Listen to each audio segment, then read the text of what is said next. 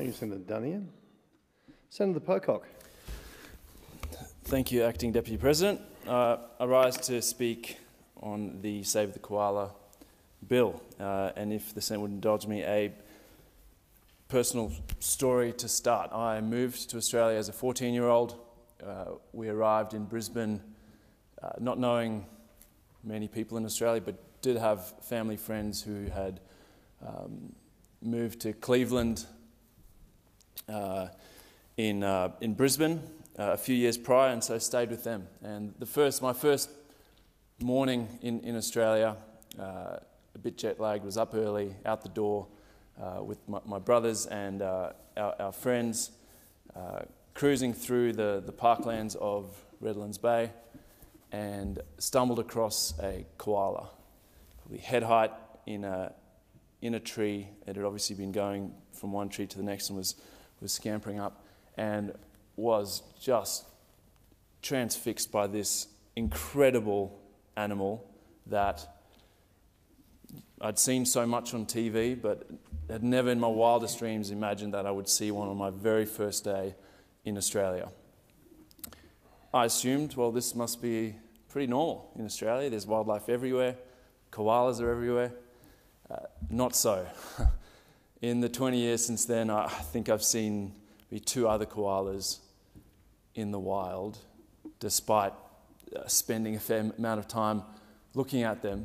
And let's remember, when we talk about this bill, we look up and we have school children come up here and watch us. We do things in here to ensure that the children who come and tour this place, who watch proceedings here, who watch the Senate, that they will be able to see koalas. And the way we've been treating the environment, the way that both major parties have been treating the environment, that won't be the case. And so we're in a dire situation here. The koala is a flagship species, it's a national icon, and it is a travesty what is happening to koalas in Australia.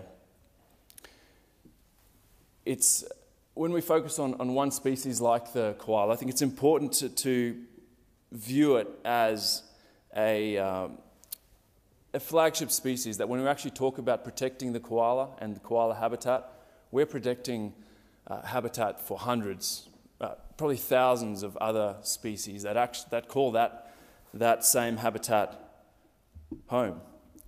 I appreciate Senator Duniam's sentiments about how much our attitudes towards land management have changed in Australia. And I think the koala is a great example of some of that. Australia went through a frontier period where natural resources were used as fast as they could be. Some would argue that that's still happening in areas, but when it comes to the koala, between 2.5 and 3 million koalas were shot to supply the fur trade in America and Europe from the late 1800s to the early 1900s. Clearly, there were a lot of koalas across the continent for that to happen. In contrast to these astounding numbers, the current koala population is believed to be between 40,000 to 100,000 animals. Yes, that was in the past, but we now have choices. And despite having those choices, we're not doing enough. And that's why we're here today debating this Save the Koala bill. Over the last 20 years, since I saw that koala in Redlands Bay in Queensland, we've lost 1 in 4 koalas. They are now listed as endangered, and scientists tell us are on track to be extinct by 2050, which is not that far away. They're being pushed closer and closer to extinction by clearing, cars, dogs, and disease. Yesterday, the budget committed $57 million to assist in conservation of koalas. I commend the government on that. And I'd like to recognise this is largely due to strong advocacy from people like Deborah Tabart and the Australia Koala Foundation, So I'd like to congratulate her on her work and thank her. But it's clearly not enough.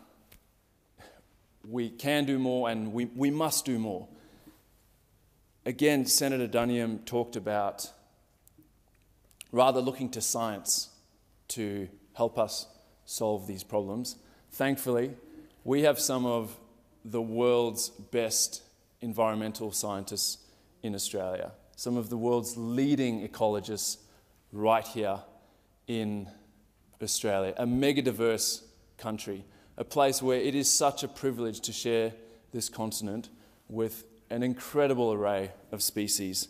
And it turns out that a bunch of these leading scientists actually did get together and they said, what will it cost to halt Australia's extinction crisis?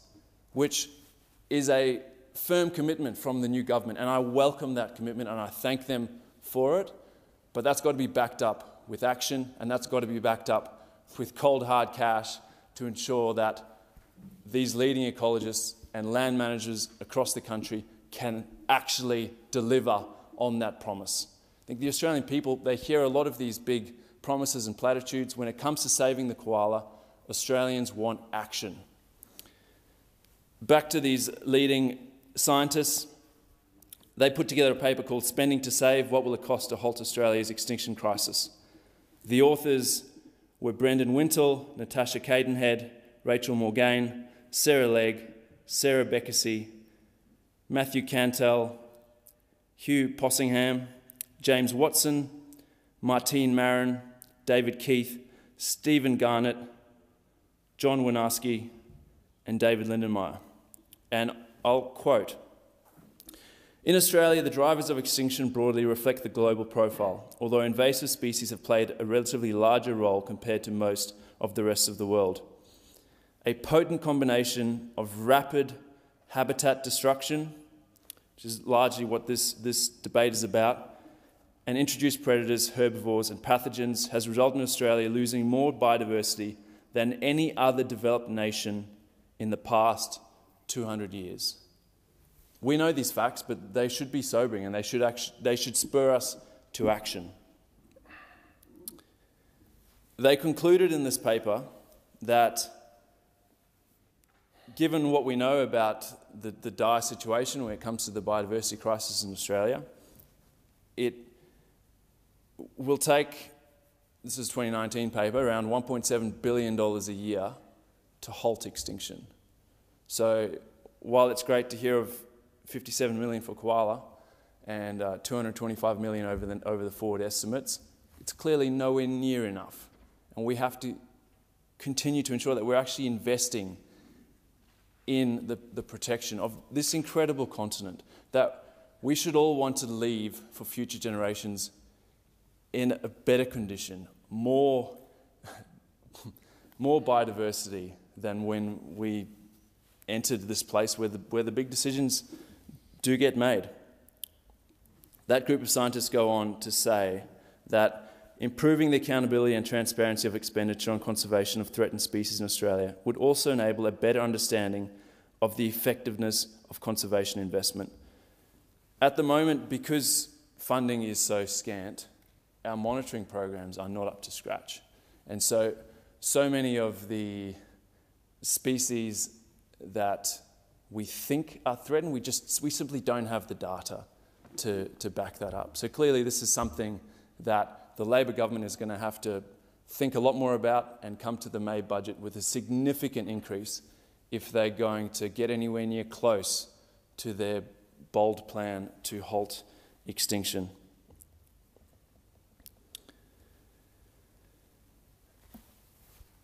I'd like to quote from one of our leading ecologists, Dr. Ewan Ritchie, who recently said, after the Labor government committed to no new extinctions,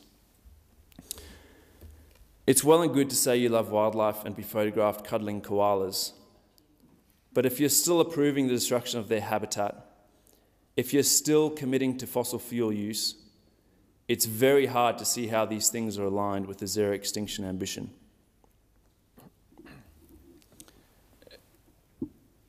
And I'd really like to put that to the Senate today as we debate this important bill. Do we want to continue with the platitudes about how much we love our environment, how important it is, while continue to chronically underfund it, to give billions of dollars to a fossil fuel industry that is hauling in eye-watering profits? Or are we going to change? Are we going to finally say our environment is fundamental to us thriving as people, as a country? We understand that we are part of nature. If nature goes down, we go down with it. And so there's a huge element of self-interest in this. Investment in the environment is an investment in ourselves, in our futures.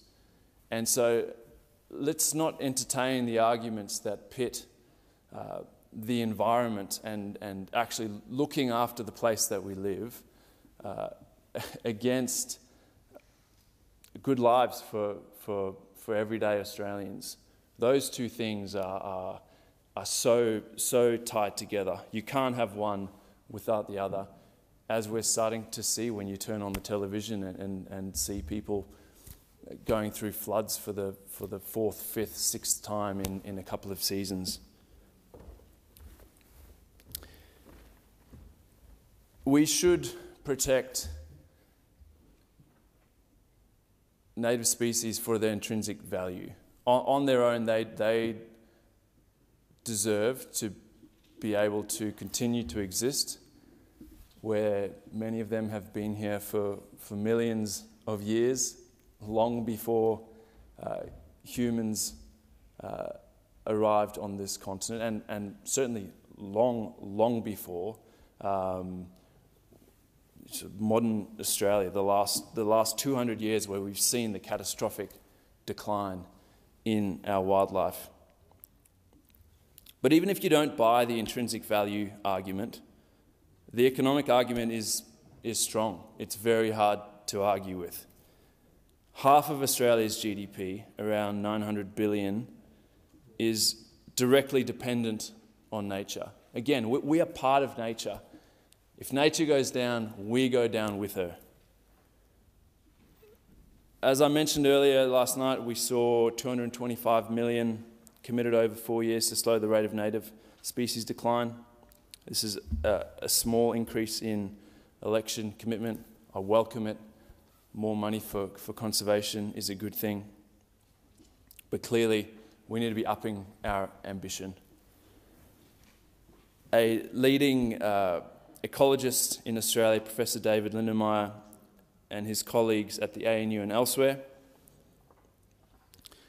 have done a huge amount of work that makes it just so clear how important it is to halt the clearing of our native forests. They are critical habitat for our native species, including koalas, but they're also invaluable carbon sinks. We know that forests that are logged burn easily. It's potentially counterintuitive, but the research is very strong showing that. So there's a real incentive for us to bring an end to the native forest logging, to move to plantations. There are enough plantations for us to make that transition. Native forest logging is largely not profitable anymore, and taxpayers are subsidising the cutting down of our native forests in an extinction crisis where we have a government committing to halting extinction. So this seems like a really sensible way forward to actually deal with this, bring native forest logging to an end, stop clearing koala habitat, and ensure that the school children who come through this place are able to see koalas in the wild, that in 5 years' time we have more koalas in Australia than we do now. In 10 years' time we have even more koalas. That's the kind of world that I want to live in. I don't buy the argument that you can either have a prosperous economy or you can have koalas, we're part of the environment, we're part of nature, and I commend this bill and the work that Senator Hanson-Young has done. Thank you, Senator Pocock. Senator Ross, before I do give you the call, just remind you the hard marker is